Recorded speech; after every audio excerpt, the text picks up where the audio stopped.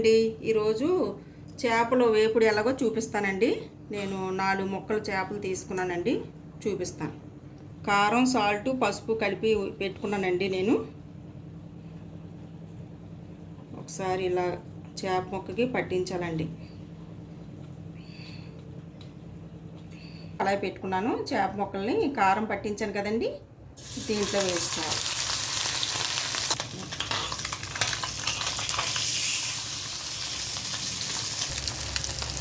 అయిపోయిందండి.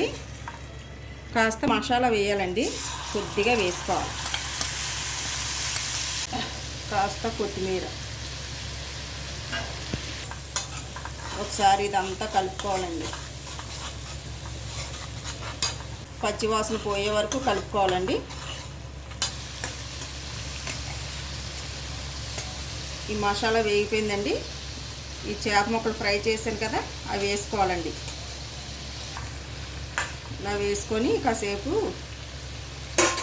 వేగనివ్వాలండి.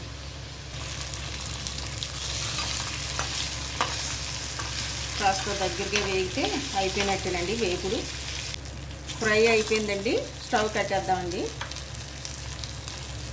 చూసారు కదండి వీడియోని. మరిన్ని రెసిపీస్ కోసం మా కేకే రెసిపీ హౌస్ ఛానల్ని సబ్స్క్రైబ్ చేసుకోండి. Thank you. Bye bye.